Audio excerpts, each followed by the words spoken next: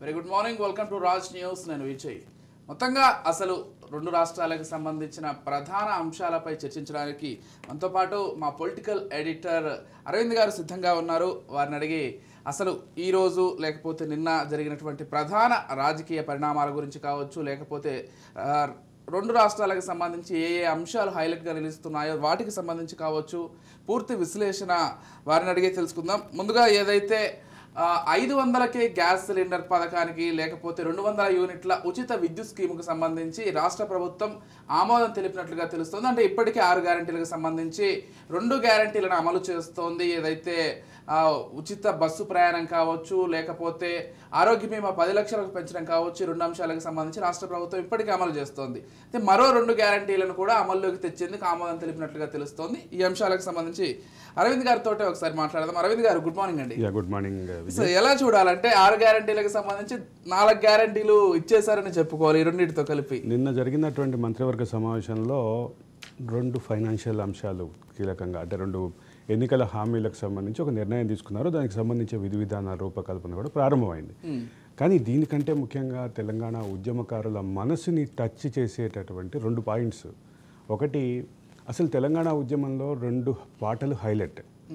ఒకటి, తెలంగాణ రాష్ట్ర గీతంగా అవుతుందని ముందే ప్రకటించినటువంటి అందశ్రీ రాసినటువంటి జయ జయ హే తెలంగాణ, ఇది ఒకటైతే, రెండోది గద్దర్ రాసినటువంటి పొడుస్తున్న పొద్దు మీద అనే నడుస్తున్న కాలమా పోరు తెలంగాణమా కోట్లాది ప్రాణమా. అది ఈ 2 పాటలు అసలు తెలంగాణ ఉద్యమంలో చాలా తీవ్రమైనటువంటి ఎమోషనల్ కనెక్ట్ని ఉన్నాయి. డెఫినెట్లీ. అంటే ఈ 2 పాటలు లేకుండా మళ్ళీ తెలంగాణ ఉద్యమాన్ని కూడా ఊహించుకోలేము. అసలు తెలంగాణ ఉద్యమంలో ఈ 2 కదలికలు. రెండోది, అందశ్రీ రాసిన పాటని రాష్ట్రగీతంగా ప్రకటిస్తారు అని చెప్పేసి అసలు విస్తృతంగా ప్రచారంలో ఉండింది. కానీ కేసీఆర్ వచ్చిన తర్వాత అందశ్రీ పాట చాలా ఎక్కువ డ్యూరేషన్ ఉంది, ఇట్లాంటి సిల్లీ రీజన్స్ తోటి దాన్ని పక్కన పెట్టి నేనే ఒక పాట రాస్తా అని చెప్పి, అంటే మొత్తం నేనే అనే దగ్గరలో అది కూడా, దాన్ని కూడా ఆ క్రెడిట్ కూడా నేనే వేసుకుంటానన్న ప్రయత్నం ఏదో జరిగిందనేది తెలంగాణ ఉద్యమకారుల నుంచి విమర్శ ఉంది. అయితే దాన్ని ఒక పక్క గద్దర్ పేరిట అవార్డులు ప్రకటించడం, రెండోది అందశ్రీ పేరిట అందశ్రీ రాసినటువంటి ఈ పాటని రాష్ట్రగీతంగా. అయితే అందశ్రీ రాసిన ఈ పాటని రాష్ట్రగీతంగా ప్రకటిస్తారు అని ముందే ఊహించాం. ఎందుకంటే అధికారిక కార్యక్రమాల్లో కొన్ని చోట్ల ముఖ్యమంత్రి పాల్గొనే అధికారిక కార్యక్రమాల్లో ఈ పాటతోటి సభా కార్యక్రమాలు ప్రారంభించడం కానీ లేదా ముగించడం కానీ జరుగుతుంది. కాబట్టి ఇది ముందే ఊహించిందే. కానీ ఎక్కడైతే కేసీఆర్ ఉద్యమ స్ఫూర్తిని దెబ్బతీశారంటున్నారో అక్కడి నుంచే రేవంత్ రెడ్డి తన ప్రస్థానం అక్కడే ట్రిగ్గర్ చేసి పనిచేస్తున్నారు అనేది క్లియర్గా కనిపిస్తుంది. రెండోది టీఎస్ టీజీ, ఈ వివాదం కూడా చాలా పాతది. చాలామంది ఉద్యమకారులు తమ వాహనాలకి ఏపీ ప్లేస్లో టీజీ పెట్టుకునేవాళ్ళు తెలంగాణ ఉద్యమ కాలంలో. ప్రొఫెసర్ కోదండరామ్ వాడే వాహనాలు కూడా నాకు గుర్తున్నంతవరకు ప్రొఫెసర్ కోదండరామ్ వాడే కారు కూడా అప్పట్లో అది పెట్టారు. టీజీ అనేది ఒక ఎమోషన్గా తీసుకున్నారు. కానీ మరో సిల్లీ రీజన్స్ చూపించి టీజీగా కేంద్ర ప్రభుత్వం అపాయింటెడ్ డే జూన్ 22వ తారీఖు అయితే, జూన్ 2వ తారీఖు నుంచి టీజీగా ఆల్రెడీ కేంద్ర ప్రభుత్వం నోటిఫై చేస్తే ఉపరితల రవాణా శాఖ అంటే మంత్రిత్వ శాఖ దగ్గరికి వెళ్ళి ప్రత్యేకంగా టీజీ వద్దు, మాకు టీఎస్ కావాలి అని చెప్పి మార్చి తెచ్చుకున్నారు. ఎందుకు? దానికి ఒక అంటే బయట ప్రచారంలో ఉంది ఏంటంటే టీఎస్ టీఆర్ఎస్ దగ్గరగా ఉన్నాయి కాబట్టి టీఎస్ పెట్టారు అనేది ఒక చర్చ అయితే ఉంది. బట్ ఇప్పుడు ముఖ్యంగా ఏంటంటే గోవా ఉంది. గోవా అనే అక్షరం 3 GOA. It's Goa state vehicles రిజిస్ట్రేషన్లో GA ఉంటుంది. 3 అక్షరాలు ఉన్నటువంటి దగ్గరే 2 అక్షరాలని ఆ పదంలోంచే తీసుకుంటే, తెలంగాణ అనే పదంలో టీజీని తీసుకోకుండా టీఎస్ తెలంగాణ స్టేట్ అనే పదాన్ని తీసుకోవటం జనరల్గానే కొంచెం ఆలోచిస్తే కొద్దిగా లాజికల్గా అనిపించదు. ఈవెన్ ఏ స్టేట్కైనా Karnataka KA, Gujarat GJ, Tamil Nadu TN, అంటే తమిళనాడు అనే దాన్ని దాంట్లోంచే తీసుకున్నారు. ఉత్తరప్రదేశ్ UP, ఆంధ్రప్రదేశ్ AP, ఇట్లా ఉన్నటువంటి దాంట్లోంచి అంటే రాష్ట్రం ఉన్నటువంటి పేరులోంచి తీసుకునే సాంప్రదాయాన్ని కాదని కేసీఆర్ చేసినటువంటి ఇది కూడా కొంత ఉద్యమకారుల మనసుల్లో ఎప్పుడో అసంతృప్తి ఉంది. ఎక్కడో ఉద్యమకారుల మనసుల్లో ఉన్నటువంటి అసంతృప్తిని టచ్ చేసి ఈ రేవంత్ రెడ్డి నిర్ణయాలు జరిగిందని చెప్పాలి. ఇక 500 రూపాయలుకి గ్యాస్ సిలిండర్ అంటే 455, 460 రూపాయలు రాష్ట్ర ప్రభుత్వం భరిస్తుంది. అది దాని బ్యాలెన్స్ అమౌంట్. దానికి సంబంధించిన విధి విధానాల రూపకల్పన ప్రారంభమైంది. దానికి సంబంధించి అసెంబ్లీలో ముఖ్యమంత్రి ప్రకటన చేస్తారంటూ వినిపిస్తోంది. రెండోది అసెంబ్లీ సమావేశాలని షెడ్యూల్ కూడా రిలీజ్ చేసింది. 10వ తారీఖున బడ్జెట్, 8వ తారీఖు గవర్నర్ ప్రసంగం ఉంటుంది, 10వ తారీఖున బడ్జెట్ ఉంటుంది. ఇది ఆల్రెడీ ఈ షెడ్యూల్ కూడా నిర్ణయమైంది. కాబట్టి ఇక బడ్జెట్కు సంబంధించినటువంటి ఈసారి ఓటాన్ అకౌంట్ బడ్జెటే ప్రవేశపెడుతున్నారు. దానికి ఒక కారణం కూడా మనం నిన్న మాట్లాడుకున్నట్టుగా ఈ ఓటాన్ అకౌంట్ బడ్జెట్ ప్రవేశపెట్టడానికి ప్రధాన కారణం ఏంటంటే ఇంకా రాష్ట్ర ప్రభుత్వానికి పూర్తి స్థాయిలో అప్పులు అంటే కమిట్మెంట్స్, వారాంతపు కమిట్మెంట్స్ ఏంటి, నెలకి కమిట్మెంట్స్ ఏంటి, దీంట్లో కార్పొరేషన్ల కమిట్మెంట్స్ ఏంటి, దానికి రాష్ట్ర ప్రభుత్వం ఏ రకంగా గ్యారంటీ ఉంది, వీటన్నిటికీ సంబంధించిన సమగ్ర పరిశీలన జరుగుతోంది ఒక పక్కన. అది పూర్తి స్థాయిలో వస్తే తప్ప పూర్తి స్థాయి బడ్జెట్ ప్రవేశపెట్టరు. దీనికి కొంత ఎక్సర్సైజ్ జరుగుతోంది. ఒక పక్కన కాళేశ్వరం నుంచి తెచ్చినటువంటి దానికి ఉండే 14,000 కోట్ల అంటే 1400 కోట్ల కమిట్మెంట్ దగ్గర నుంచి మొదలు పెడితే ప్రతి ఒక్క విషయంలోనూ రాష్ట్ర ప్రభుత్వానికి ఉన్నటువంటి కమిట్మెంట్స్ ఏంటి అనే దాని మీద ఒక ఎక్సర్సైజ్ జరుగుతోంది. ఆ ఎక్సర్సైజ్ ఒక తుది రూపం వస్తే తప్ప పూర్తి స్థాయి క్లారిటీ వచ్చేటటువంటి అవకాశం లేదు. అందుకే ప్రస్తుతానికి ఓటాన్ అకౌంట్ బడ్జెట్ పెడుతున్నారు. పైగా ఈ 6 గ్యారంటీల ద్వారా రాష్ట్ర ప్రభుత్వం మీద పడేటటువంటి భారం ఎంత, ఇది కూడా ఒకసారి ఎక్సర్సైజ్ జరుగుతుంది. అది అయితే తప్ప పూర్తి స్థాయిలో. ఇక్కడ ఒక విషయం, ఎంత భారం పడ్డా కానీ కాంగ్రెస్ ఏదైతే అధికారంలోకి రావడానికి పూర్తిగా అంటే దాదాపుగా ఎక్కువ శాతం కన్సిడర్ అయినటువంటి విషయం ఏంటంటే 6 గ్యారంటీలు. 6 గ్యారంటీలు ప్రజల్లోకి బలంగా 6 గ్యారంటీలు బలంగా వెళ్ళినాయి అనేది ఒక పక్కనంటే తెలంగాణ ఉద్యమ ఆకాంక్షల్ని కేసీఆర్ దూరం చేశారు. ఎమోషనల్గా కేసీఆర్ డిస్కనెక్ట్ అయ్యారు తెలంగాణ ఉద్యమంతో, తెలంగాణ రాష్ట్ర భావంతో, తెలంగాణ అభివృద్ధితో. అంటే అభివృద్ధి అంటే ఒక రకమైనటువంటి తెలంగాణ ఉద్యమ సమయంలో జరిగినటువంటి చర్చలో తెలంగాణ అభివృద్ధికి సంబంధించి ఆయన ఇచ్చినటువంటి క్లారిటీ వేరు. తర్వాత జరిగినటువంటి అభివృద్ధి విషయంలో 2 భాగాలు ఉంటాయి. ఒకటి సామాజికంగా అన్ని వర్గాల అభివృద్ధి, రెండోది కొన్ని కంపెనీలు రావటం, కొంత ఎకానమీ పెరగటం, ఇదొక అభివృద్ధి. ఈ 2 భాగాల్లో మొదటి భాగాన్ని మర్చిపోయి పూర్తిగా రెండో భాగం మీద కాన్సన్ట్రేట్ చేశారు అనేది ఒక పక్కన విమర్శ ఉంటే, రెండోది కాళేశ్వరం లాంటి అంటే మేడిగడ్డ ప్రాజెక్టుకి సంబంధించినటువంటి పియర్స్ ఏదైతే పగలటం ఉందో అది బాగా దెబ్బ పడింది. పియర్స్ పగలటం, పిల్లర్లు కుంగటం, పియర్స్ అవే వాటిని కుంగటం, ఈ రెండింటి ఎఫెక్ట్ బాగా ఉంది ఎన్నికల్లో. 6 గ్యారంటీలు ఎంత పనిచేసినాయో 6 గ్యారంటీలకి తోడుగా ఇవన్నీ కూడా పనిచేసినాయి. ఇవన్నీ మనం చేస్తున్నటువంటి ఒక ఓటమి 100 తప్పులు సిరీస్లో భాగంగా ఇవన్నీ చర్చకు వస్తున్నాయి.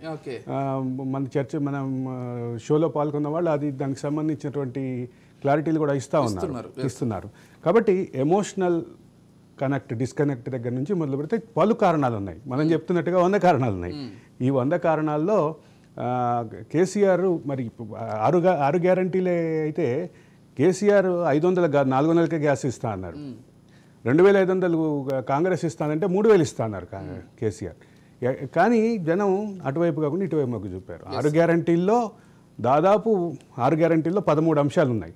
ఈ 13 అంశాల్లో 8-9 అంతకంటే బెటర్ హామీలు ఇచ్చారు కేసీఆర్. కానీ కేసీఆర్ వైపు కాకుండా కాంగ్రెస్ వైపు మళ్ళడానికి ఈ ఎమోషనల్ డిస్కనెక్ట్ నుంచి మొదలు పెడితే నిరుద్యోగుల్లో అసంతృప్తి, యువతలో అసంతృప్తి, మహిళల్లో అసంతృప్తి, సింగరేణి కార్మికుల్లో అసంతృప్తి, ఆర్టీసీ కార్మికుల అసంతృప్తి, ఇవన్నీ కారణాలు. నేను ఒక చిన్న ఉదాహరణ చెప్తాను. నేను చాలా సందర్భాల్లో చెప్పాను మన షో సందర్భంగా. 70 లక్షల మంది ప్రయాణికులతో నిత్యం టచ్లో ఉండే 50,000 మంది ఆర్టీసీ ఉద్యోగులు ఎంత ప్రభావంగా ప్రచారం చేస్తుంటారు. ఒక బస్సులో ప్రయాణించేటటువంటి ప్రయాణికులతో అంటే నిత్యం 70 లక్షల మంది 60 లక్షల 70 లక్షల మంది ప్రయాణికుల్ని గమ్యస్థానాలకు చేరుస్తుంటుంది. వాళ్ళు ఎంత భయంకరమైన ప్రచారం చేస్తుంటారు, విస్తృతంగా ప్రచారం చేస్తుంటారు. సింగరేణి ఎంప్లాయీస్ ఉండేది చాలా తక్కువే కదా నంబరు, కానీ వాళ్ళ కుటుంబాలు వాళ్ళ ప్రభావం ఎంత ఏ స్థాయిలో ఉందో ఒకసారి ఊహించండి.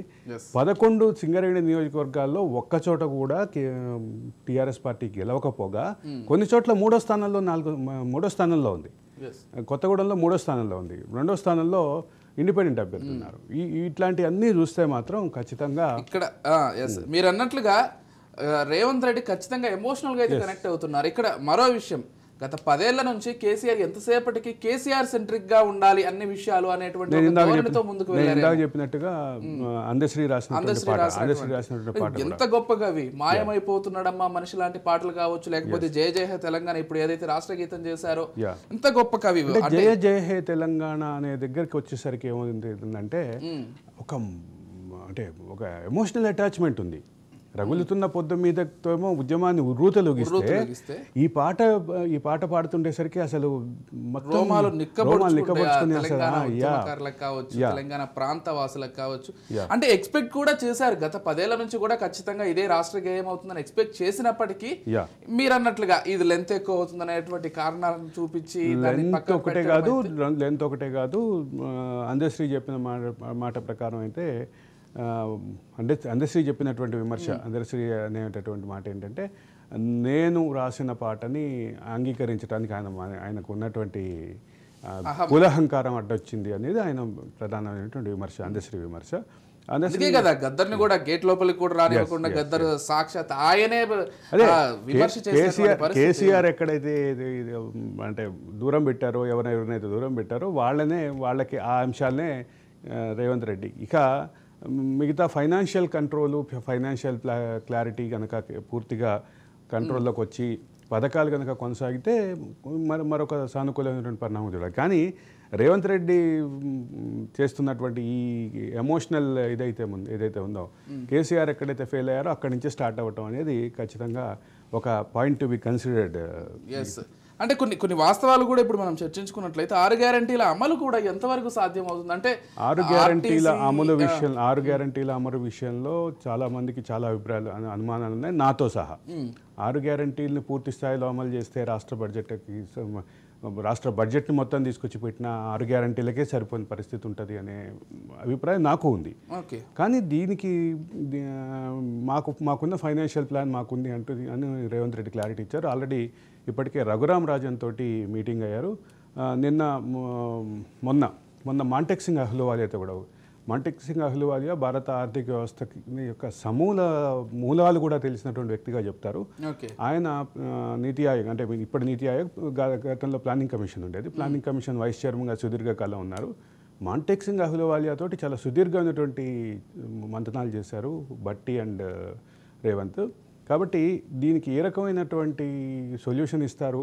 ఖచ్చితంగా ఆర్థిక వ్యవస్థపై భారం అయితే ఖచ్చితంగా ఉంటుంది. ఆర్థిక వ్యవస్థ ఈ భారాన్ని తట్టుకోలేని పరిస్థితి ఉంటుంది. ఇవన్నీ వాస్తవాలు. కానీ రెండో పక్క ఇంకో రకమైనటువంటి భావం కూడా ఉంది. అంటే మీరన్నట్లుగా 6 గ్యారంటీలకు సంబంధించి అన్ని తెలిసి కూడా ఇంటలెక్చువల్స్ మళ్ళీ ఇదే ప్రభుత్వానికి ఓటేసి ఇదే ప్రభుత్వాన్ని గెలిపించుకోవాలని కూడా చూసారు. ఎందుకంటే కేసీఆర్ నిరంకుత్వ ధోరణికి సంబంధించి నాకు తెలిసిన ప్రొఫెసర్లు కొంతమంది మన షోకి మన ఒక ఓటమి 100 తప్పులలో ప్రారంభ ఎపిసోడ్కి వచ్చినటువంటి ప్రొఫెసర్ వినాయక్ రెడ్డి, ఆయన ఆర్థిక శాస్త్ర అధ్యాపకులు, రిటైర్ ఆర్థిక శాస్త్ర అధ్యాపకులు. అటువంటి వాళ్ళు, Akunuru Murali retired IAS, justice Chandrakumar retired high court judge, ఇట్లాంటి ఇంటెలెక్చువల్స్ కూడా కేసీఆర్ని అద్దెదింపాలన్న ప్రచారంలో పాశం యాదగిరి, తెలంగాణ ఎన్సైక్లోపీడియా అనుకుంటాం మేము అందరం, తెలంగాణ ఎన్సైక్లోపీడియాగా భావించే సీనియర్ జర్నలిస్టు పాశం యాదగిరి నుంచి మొదలుపెడితే ఇట్లాంటి వాళ్ళందరూ కూడా కేసీఆర్ దిగాల్సిన అవసరం ఉంది, కేసీఆర్ దిగితేనే తెలంగాణ బాగుపడుతుందన్న కంక్లూజన్ తోటి విస్తృతంగా ప్రచారం చేశారు. జాగో తెలంగాణ పేరిట మరో దీని పేట. ఇక కోదండరామ్ గురించి ప్రత్యేకంగా చెప్పాల్సిన అవసరం లేదు. ఆయన ఒక్క స్థానానికి పరిమితం అవ్వకుండా 119 స్థానాల్లో ఒక దగ్గర పోటీ చేస్తే అంతవరకే పరిమితం అయ్యారు. అట్లా కాకుండా మొత్తం రాష్ట్రం అంతా తిరిగారు. ఇక అందశ్రీ స్వయంగా అందశ్రీ రేవంత్ రెడ్డిని ఇంటర్వ్యూ చేయడం కూడా అది కూడా జనాల్లోకి బాగా కనెక్ట్ అయింది, ఎమోషనల్ కనెక్టింగ్ అయింది.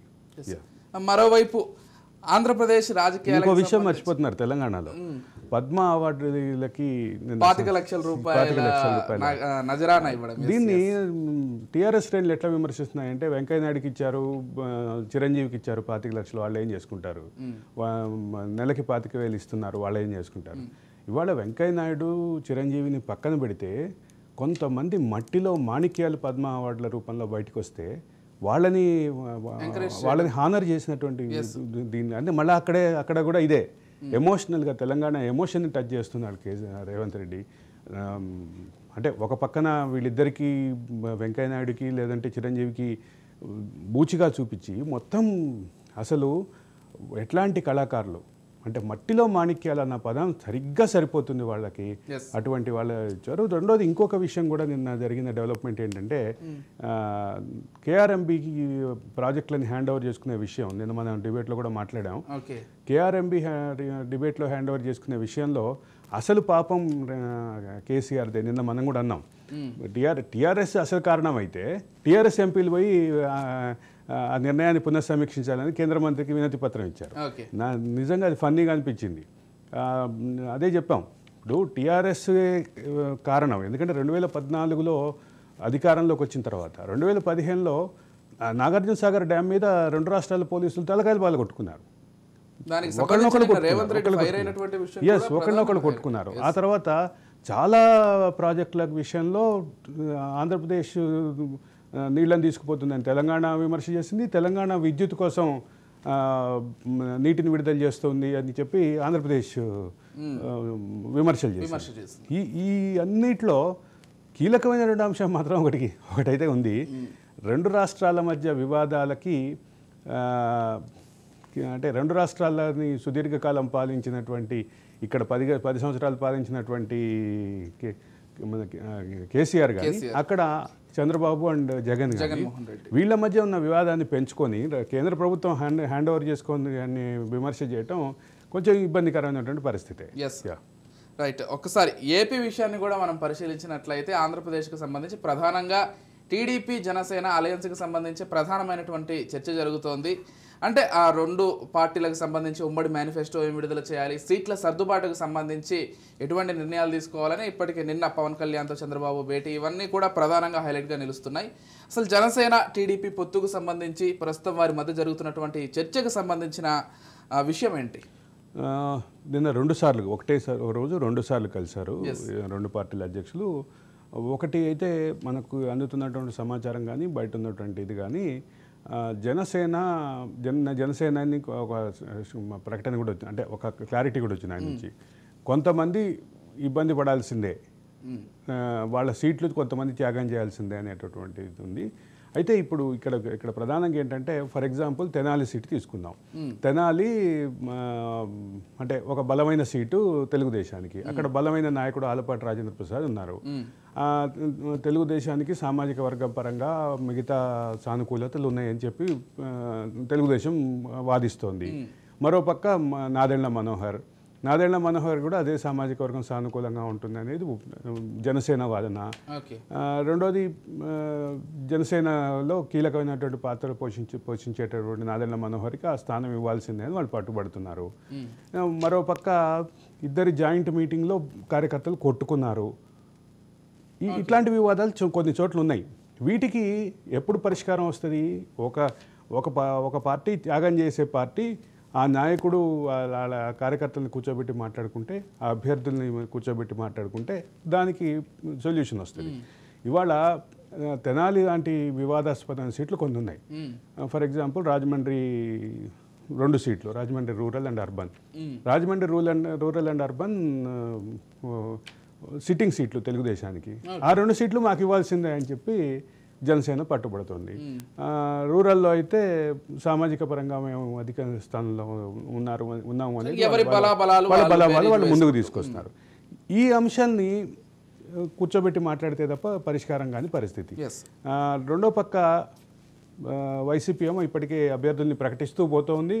వీళ్ళు ఒకటేసారి బలంగా వెళ్ళాలనేటటువంటి ఆలోచనలో ఉన్నారు.